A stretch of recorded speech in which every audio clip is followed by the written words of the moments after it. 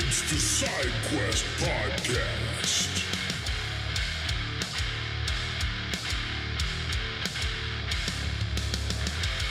Imagine living in a literal palace, groomed for the moment you take your first breath to one day rule a nation. Your family is practically royalty. Yeah, the absolute elite. Right. Now imagine waking up just a few years later to find your family dragged out into the street. Your father's thrown into a prison cell, and you are banished to live in a flea-infested cave doing brutal manual labor. It's just wild. It is. Okay, let's unpack this. Welcome back. Whether you are prepping for a high-stakes geopolitical meeting or tracking the tectonic shifts in global markets, or, maybe you are just insanely curious about how absolute power is actually constructed and wielded in the 21st century, today's deep dive is designed specifically for you. Absolutely. We are looking at this massive, multi-part chronological document. It's titled Xi Jinping, A Comprehensive Timeline. And it essentially traces the path of China's leader from his birth, through his complex political evolution, his staggering record of achievements, and right up to his most controversial international maneuvers. And before we jump into the deep end here, just a quick note on our ground rules today. Yeah, please.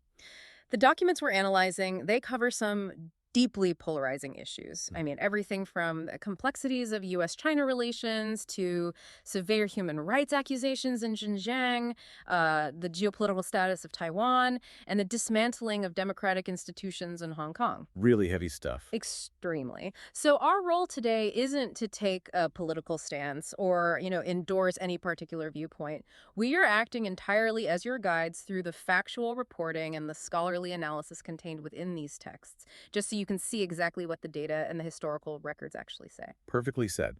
We are just the messengers pulling the insight out of the material. And if you really want to understand the world's second largest economy, you have to understand the mind of the man running it. Right. And that story doesn't begin in a corporate boardroom or like at a political rally. It begins with that profound, earth-shattering childhood trauma I mentioned at the top. To understand this modern obsession with total order and absolute control, we have to start with a life of immense privilege and examine how violently that privilege was ripped away. It truly is a remarkable origin story. And what's fascinating here is how it sets the entire psychological foundation for everything that follows.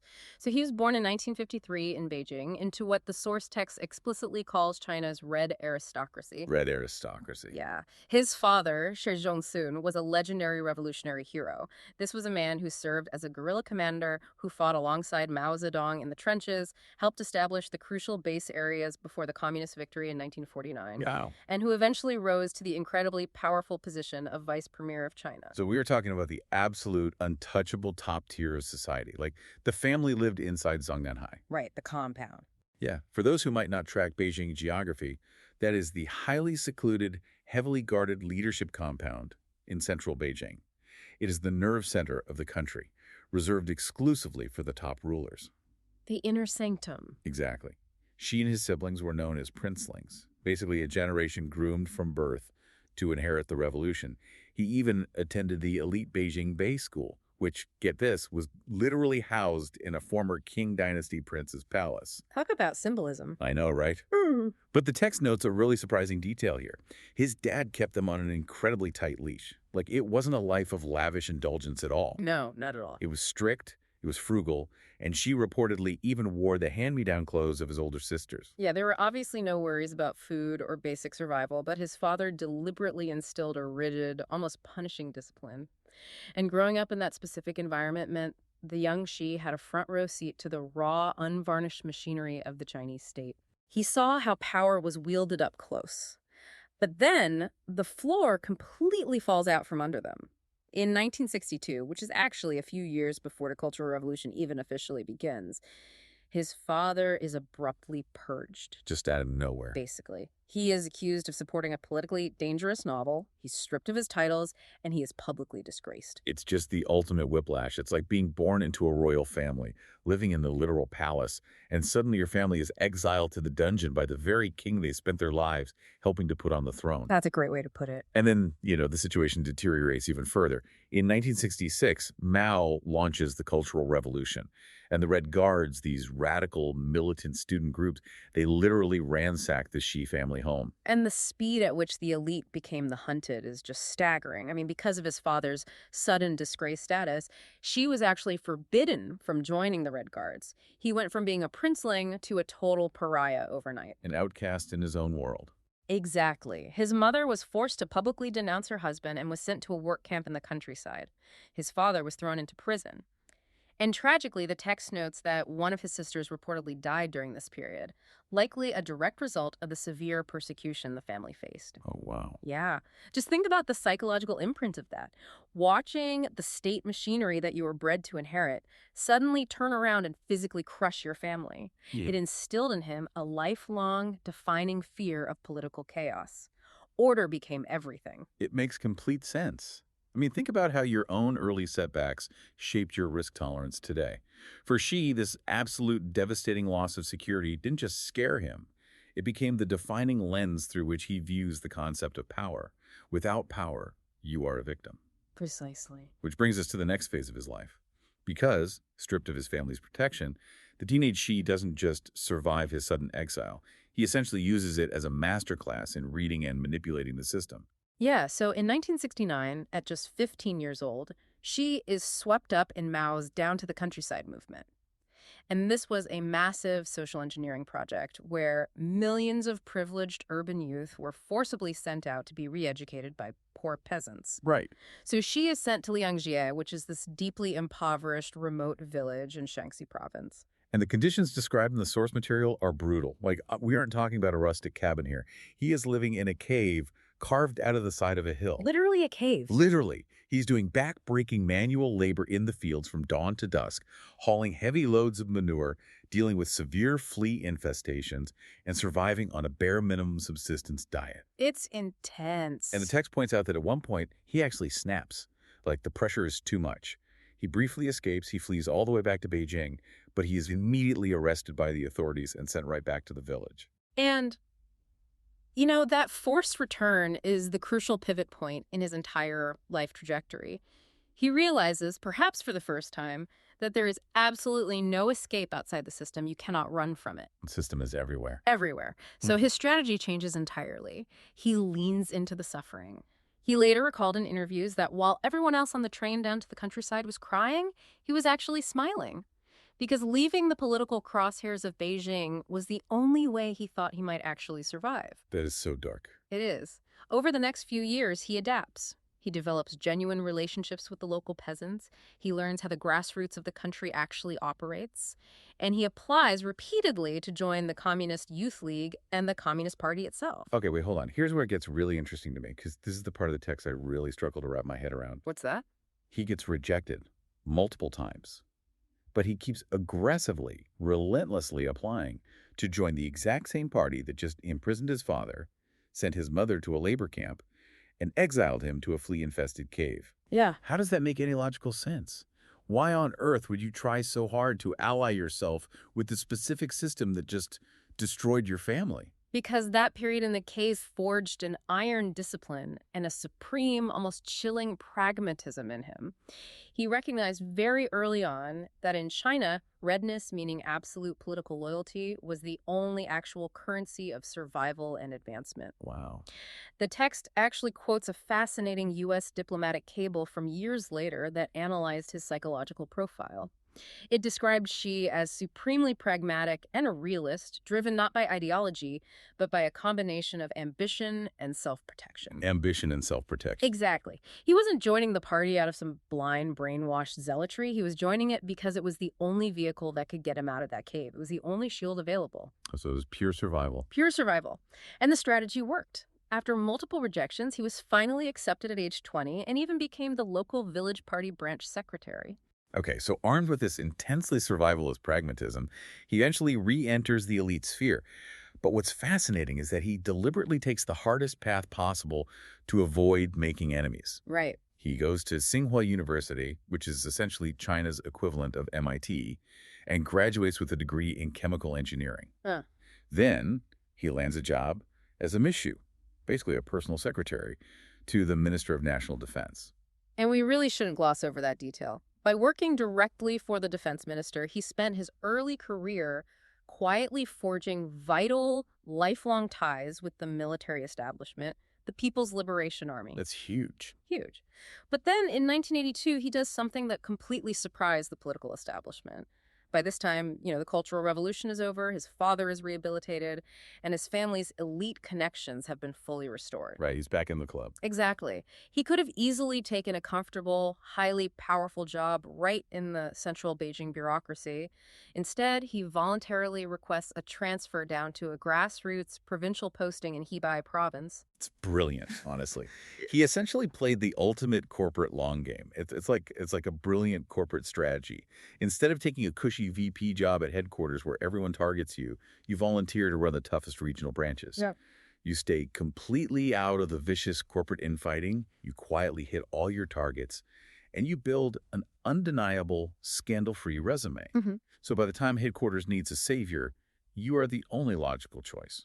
That is the exact blueprint he followed, and he played that long game for decades. I mean, he spent 17 years moving up the ranks in Fujian province. 17 years. 17 years. He focused heavily on pragmatic issues, anti-poverty work, economic development, and attracting lucrative Taiwanese investment. He built a rock-solid reputation for being highly competent and, most importantly, impeccably clean. Right. The text highlights the Yonhua smuggling case, which was this massive multi-billion-dollar corruption ring in the region that took down a huge swath of the political elite. His contemporaries were going to prison, but she navigated through it without ever being implicated. And he is also building his public profile in very subtle ways. He marries Peng Luen in 1987. She is a massive, incredibly famous folk singer in China. Oh, she was huge. Yeah, the source notes the irony that at the time of their marriage, she was vastly more famous nationally than he was. He is just quietly in the background doing the work.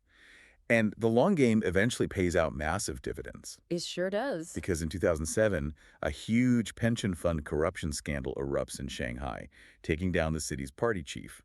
The central leadership in Beijing is panicking. They need someone they can implicitly trust to clean up the mess without causing a systemic collapse. So they send Xi. And if we connect this to the bigger picture, his success in Shanghai is what catapults him into the Politburo Standing Committee. Which is the real center of power. Yeah, for context, the Politburo Standing Committee is the absolute apex of power in China. It is a small room of around 7 men who effectively dictate policy for the entire nation. From there, he becomes vice president in 2008. But here is the critical part. Because of his decades of cautious maneuvering, Western analysts entirely misread him. Really? How so? Well, during his 2008 to 2012 apprenticeship, he remained disciplined, quiet, and never overplayed his hand.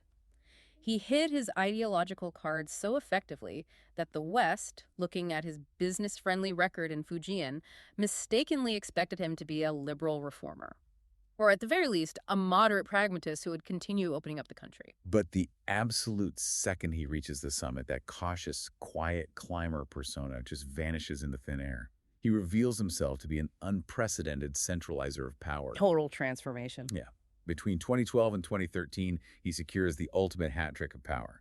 He becomes the General Secretary of the Communist Party, the President of the state, and the Chairman of the Central Military Commission. And almost immediately, he unveils his grand vision, the China dream of national rejuvenation. And he quickly backs up that rhetorical vision with overwhelming force. The defining domestic initiative of his early rule is a sweeping anti-corruption campaign. And the scale of this was simply staggering. He announced he would target both the tigers at the very top of the system and the flies at the bottom. Ultimately, over 1.5 million officials were disciplined or purged. 1.5 million. That is wild. Yeah, he enforced strict, very visible bans on lavish banquets, red carpet receptions, and extravagant gift-giving. To the ordinary public who were completely sick of daily, visible bureaucratic graft, this campaign was immensely popular. Wait, I need to stop you there because I'm looking at the source text and there is a massive tension here. Go ahead. You were saying this was a genuine cleanup, but the document explicitly mentions that this same campaign takes down massive political rivals like Bo Xilai, who is actively building his own competing power base. That's true. And the source also references the 2012 Bloomberg report showing that Xi's own extended family had allegedly accumulated hundreds of millions of dollars in wealth, and that wealth faced absolutely zero scrutiny. So how does the text reconcile that? Is this actual corruption control or just a strategic mob-style purge of his political enemies? It's a great question. The scholarly consensus presented in the text, specifically from analysts at Stanford and the Wilson Center, is that it was the ultimate dual-purpose tool. It was authentically both. Both. Okay. Yeah, it genuinely cleaned up the low-level, visible graft that infuriated everyday citizens, which bought Xi enormous vital public goodwill. But simultaneously, because the rules and mechanisms of the anti-corruption apparatus are inherently vague and expansive, it allowed him to systematically target, isolate, and eliminate his factional rivals at the highest levels of government. Two birds, one stone. Exactly. And by 2015, having effectively neutralized all opposition, he uses this consolidated power to launch a massive top-to-bottom restructuring of the military, taking direct personal control over the armed forces to a degree that hasn't been seen since Mao Zedong. And the consolidation doesn't stop at the military. By 2017, he has his personal ideology, Xi Jinping thought, officially enshrined into the party constitution while he is still in office. It's a huge deal. Massive. And then comes the real earthquake. Right. In 2018, the National People's Congress formally abolishes presidential term limits. The two-term limit wasn't just a suggestion. It was specifically put in place decades ago by Deng Xiaoping for the express purpose of preventing another Mao-style, chaotic one-man rule. Right. And in one swift move, it is just gone. He is effectively installed as a leader for life. And that moment fundamentally altered the DNA of how China is governed. I mean, for 40 years prior, the Chinese system relied heavily on collective leadership and incremental institutionalization. Decision-making was distributed. Checks and balances, sort of. Exactly. Under Xi, that entire architecture has been reversed. And this creates a highly precarious balance sheet, because when you create a system that is entirely dependent on one single man's judgment, you open the door to staggering historical achievements, but also to devastating unchecked crises. So what does this all mean for you, the listener? We are watching a high-stakes balancing act. It's like managing a massive global conglomerate. Oh, that's a good analogy. Yeah, think about it. Because he removed all the bureaucratic red tape and the rival factions, he could mobilize state resources at a speed and scale that no democracy could ever match. But the flip side is, when the leader makes a mistake, there is no one left in the room to tell him he's wrong. You hit your poverty reduction KPIs a decade early, but your micromanagement causes your tech division to crash and sparks a revolt on the factory floor. That is exactly the dynamic. Let's look at how that actually played out, starting with the triumphs. The achievements under this centralized model are undeniable in their scale. Let's hear the numbers. Between 2012 and 2023, China maintained an impressive 6.1% average GDP growth. In 2020, Xi officially declared the eradication of extreme rural poverty in China, a monumental mobilization effort that lifted nearly 100 million people above the poverty line. 100 million people. Yeah. He launched the Belt and Road Initiative, which is a $1 trillion global infrastructure and investment program stretching across continents. And in the very beginning, his strict centralized policies successfully suppressed the COVID-19 pandemic, preventing mass mortality early on when the rest of the world was reeling. But the ledger has a very dark other side. Again, to be clear, we are strictly reporting the contents of the provided source document here. Yes, exactly. On the economic front, this desire for total control leads to a massive crackdown on the tech sector. Jack Ma, China's most famous and globally recognized entrepreneur, effectively disappears from public life for months. Which shocked the business world. Totally. And the text explains the why behind this. Unregulated capital and billionaire tech titans represented a potential alternative power center. The party could not tolerate any entity having more data or influence than the state. Right. But by crushing that sector, billions in market capital are wiped out overnight.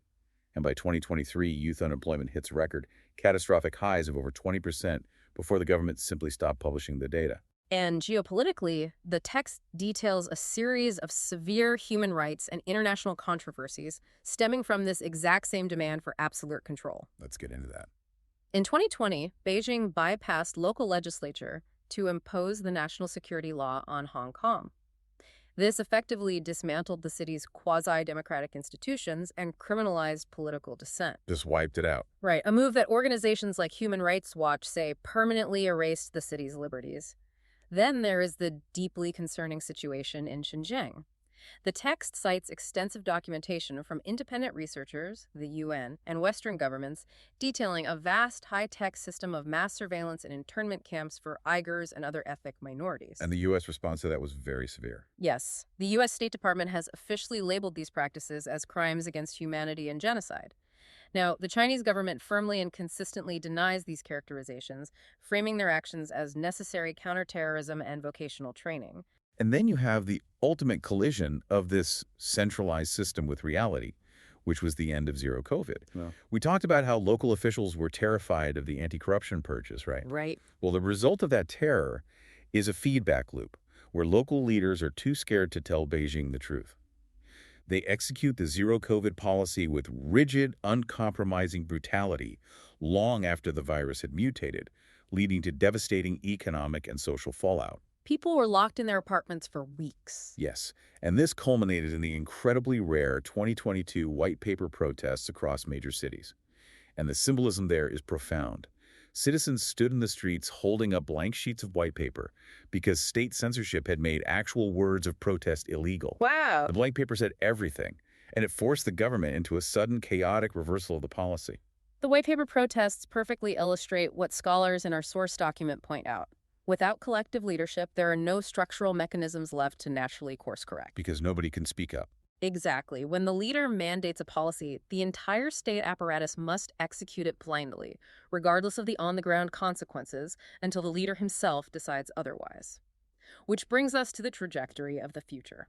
What does this highly centralized one-man system mean for the next decade of global geopolitics? Well, looking ahead, the source outlines that his vision is explicitly built around two major timeline milestones. Okay, what are they? First is 2035, the year China is slated to achieve socialist modernization, which essentially means becoming a fully modern economy with dominant, self-reliant technological and military capacity. Right. And the ultimate goal is 2049, the centenary of the founding of the People's Republic.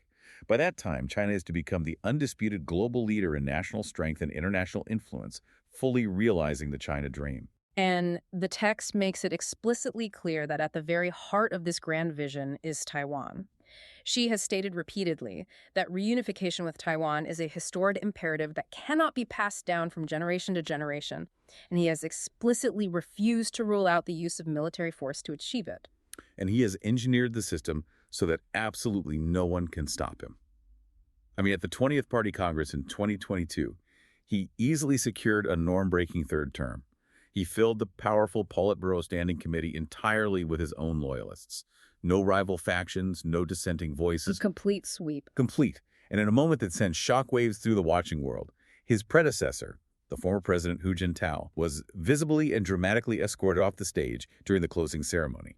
Whatever the official health reasons given, the political symbolism of removing the symbol of the previous collective leadership era was impossible to miss. It was a stark, undeniable visual confirmation of absolute authority, and it raises an incredibly important structural question based directly on the text. Yeah. Xi Jinping was born in 1953. He is aging. Yet he has designated absolutely no clear successor. He has systematically dismantled every institutional mechanism that was designed over the last 40 years to ensure a peaceful, predictable transition of power. Which leaves us with a truly chilling final thought. I want you to think about the ripple effects of this as you watch the global markets and read the news. Yeah.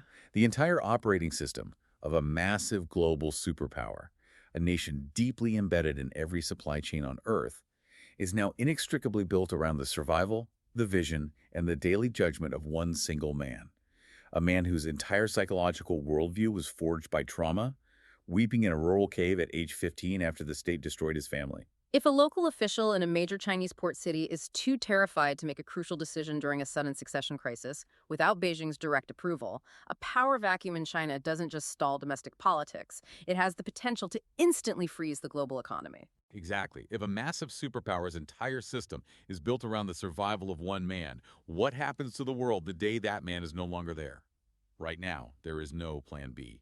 We want to warmly thank you for joining us on this deep dive today. Keep questioning the forces shaping our world, and we'll catch you on the next one.